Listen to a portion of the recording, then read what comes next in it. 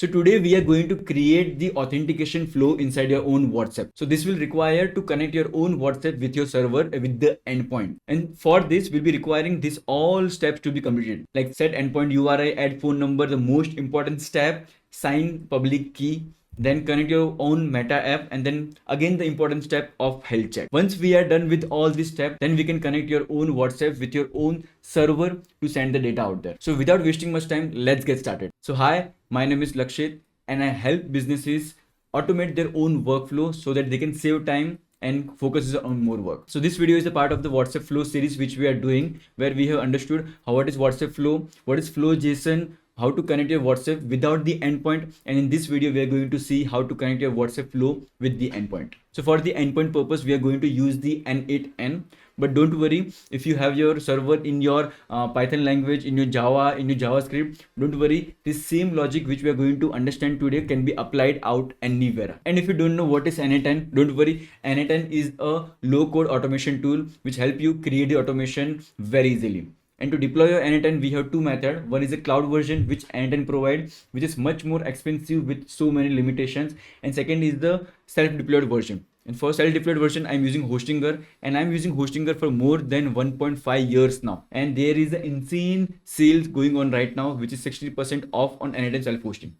And I'm using KVM2 version. Don't worry, you can use any version out there. And with my coupon code, you will get additional 10% off. So if you choose 24 month or 12 month, just come over here, click on have a coupon code, write Lakshit 10, and you will get additional 10% off. So now once you have your N8N installed, let's get started. So now to work with the WhatsApp flow, you need to have your WhatsApp manager inside your business account. And don't worry if you don't know how to do it, here is the video you can watch in which I have explained everything in detail. So to have this flow over here, don't worry, go to flow, click on create flow, give some name like auth with server example. Okay, select the category, it could be any category, it doesn't matter. Okay, and now in template we'll be choosing with endpoint, and we have an account sign in and sign up. So once we have that, click on create, and now we have a multiple screen over here. We have a sign in screen, we have a sign up screen, we have a forget password screen, and we have a terms and conditions screen. Okay, so let's come to sign in screen, and as you can see in the bottom we have an endpoint. So we need to set up our endpoint, a phone number, public key, most important step, and the connect meta app and health check. So let's get started with one by one step. So first we require the endpoint URI. So for that, let's go to the N8N, and this is the workflow which we are going to build today. It might look complex, but it is very simple. Okay, so for our endpoint URI, we require the URI over here. So we'll be copying this URI. Let's go to the flow and paste the URI over here and submit it. And we are done with the first step. Now for the second step, we are already added a phone number. Okay, and now for the third step and most important step, we'll be requiring the public key over here. And how to generate the public key? So for that, we'll go to N8N, and these steps are dedicated for this only. So before that, we need to prepare some variables. So the first variable we require is a phone number ID. If you don't get the phone number ID, go to your meta app which you created. Inside that, select the phone number which we are using. In the bottom, you can see there is a phone number ID. Also copy the WhatsApp business account ID as well. Go to the variable, paste this phone number ID over here, also the WhatsApp business account ID as well. And for the passphrase, you can add anything. Okay, it doesn't matter as of now. And we have the app version is version 24.0. Now we are using the latest API version from the Meta. And if you execute the step, now it's time to go to the code part. And this code is very simple. And don't worry if I written JavaScript code over here. But if you are using your server in the Python or Java language, just copy this code from here, paste it in any LLM, okay, and tell them to generate the same code in the Python, Java, whatever language you want, and it will generate it. The code does nothing, it just generate the private and public key, but make sure to keep the same type and format over here. Okay, everything should be same. Once we have our private key and public key, then we need to give this public key to the Meta. Okay, to do this thing, we have this URL over here where we are using the version, the phone number ID, and this endpoint over here. And in the form part, we are using the form URL encoded, and we are passing the name as business public key, and the value we are passing our public key over here. Okay, if I execute the step, so our public key has been gone, success is equal to true, and now we need to store this public key. Please understand it clearly. For the demonstration purpose, I am using the N8N data table, which is absolutely not secure. You should always store the public and private key somewhere very secure. It could be your environment variable. Okay, and now I will execute this step, and now my public key and private key has been stored in the N8N data table. Now let me tell you why we are doing this step. Okay, I have seen many tutorial out there, and this type of video no one is made. Okay, and this is the only video which you will get where everything is going in detail. Now let me tell you why I am doing this step over here. So now, as you know, Meta encrypt their message end to end. So for that thing, now you need to decrypt the data, correct? Because you are playing with the WhatsApp flow. So for that, you generate your own public and private key. Public and private key are nothing but it's kind of lock and key over here. Okay, so now you are giving your own public key to the Meta. Okay, so whenever the Meta will send any message to you, it will lock the message with your own public key. Now to unlock the message, you have the key with yourself, which is your private key. Using your private key, it's your job to decrypt that message. So if you see in our flow, we are decrypting our message over here. Okay, and now once you have decrypted the message, now whenever what all logic you want to apply, you can apply that logic over there. Okay, now before sending message back to Meta, we need to again lock that message using our private key. Okay, so once you have again locked your message, now Meta can open that same message using your own public key out there. Okay, so for that thing, if you see flow, we have the encryption as well before sending a message to the Meta out there. So this is the main thing which we are going to understand in today's video, and we are going to see how does the WhatsApp flow interact with your own server. So once you have done this thing, you might see there is a green tick in your signed public key out there. So now to connect the Meta app, select the Meta app which you are using. Okay, and now again the important step is a health check. Now to confirm the health check, what we'll do, if I run the health check, it will fail over here. Okay, as you can see, it has failed. Now to work this properly, let's go to N8N. Let me execute this workflow. Let me go back to my WhatsApp flow out there. So we have executed our webhook over here. Let's go to the WhatsApp flow and now run the health check. So now as you can see, it passed successfully over here, and it ran this whole trajectory over here. It's a very simple thing. Let me tell you what is going on over here. So now to health check is nothing but it's a step of Meta verifying that you are the sole owner of that particular private key, and you can encrypt the message and decrypt the message. Okay, so now first, whenever we are getting the message, we will get only these three messages over here: encrypted flow data, encrypted AES key, and initial vector. Once we have this thing, now it's our particular initial job to identify that this is the proper message we are getting. That's the reason we applied the filter over here. I'll be telling you more about filter. Then we are setting up some variable where we have phone number, ID, user number. This all thing will not come as of now. It will come in the normal message. Okay, but we have this three important data over here: encrypted flow data, AES key, and initial vector. And now we will be getting our private key which we store inside the N8N data table. So once we have got our private key over here, now it's time to decrypt this data. So for decrypting this data, we have this whole code over here. Again, don't worry if you are using Java, Python, or any other language out there. Just copy this code, paste, give it to your LLM, tell them to convert in your code, and you are good to go. So once I execute this step, now you will be seeing what message Meta sent us. So Meta has sent us that version equal to 3, action equal to ping. It is checking that it belongs to you, and there is some other data. Don't worry about that. Now, since it is a health check, so always the action will be ping. So we'll be executing the step. It's a health check. Now we need to send message again back to Meta in their own format, and their format is that inside the object we require data and status equal to active over here. So we'll be executing this step. So now again we need to encrypt this message and send back to Meta. So for that we are using this encryption code over here.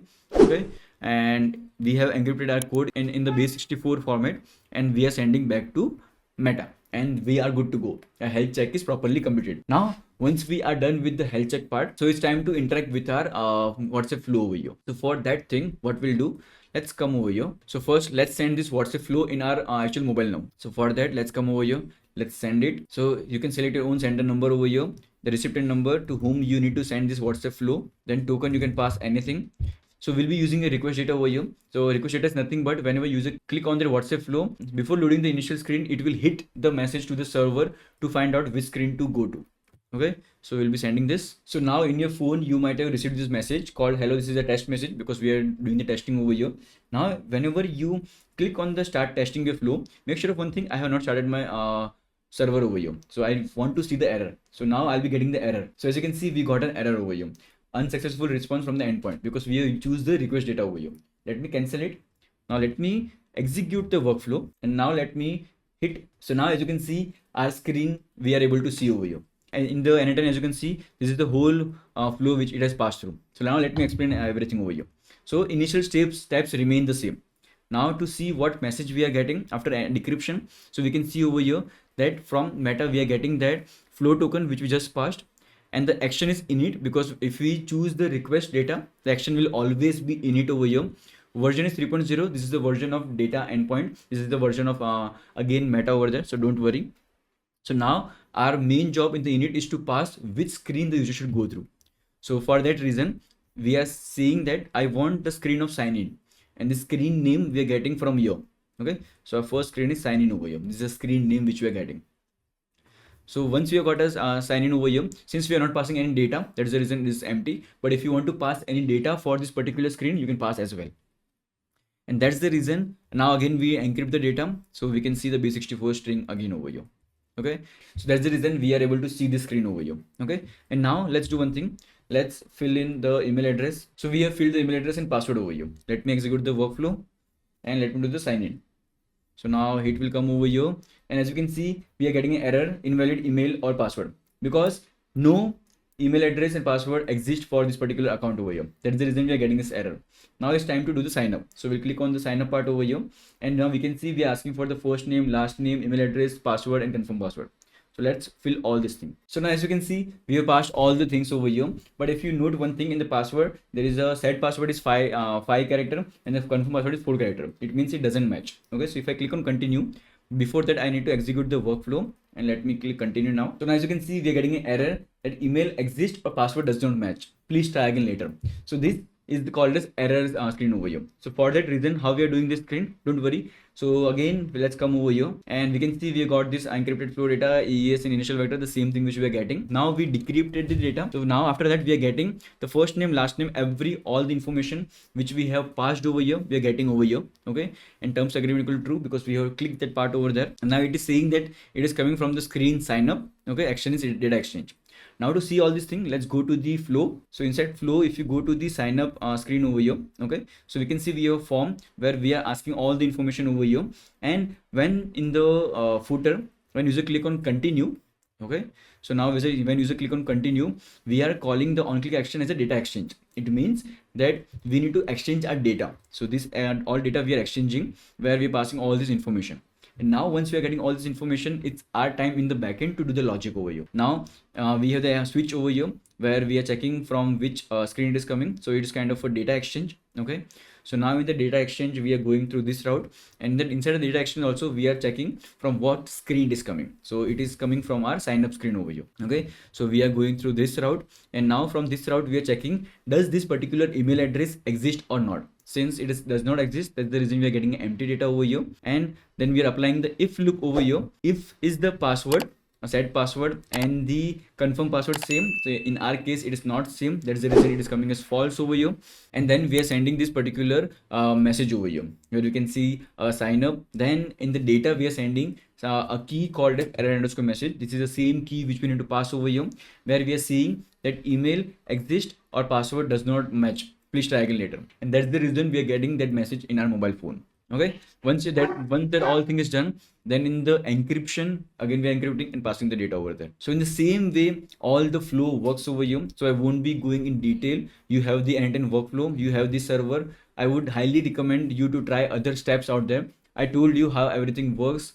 So it is a very advanced version of what WhatsApp has released, this WhatsApp flow. You can do whatever you want. Now your imagination is your limit. So tell me, how did you like the video, and let me know your thought, because there are so many things over here which requires a detailed understanding. And I would tell you, it took me more than 3 to 4 days to figure out all this thing, because there is no video out there in YouTube which has explained this all thing with the proper coding out. And don't worry, I have got your back. I won't be charging you anything or nothing much to give you all the workflow and code over here.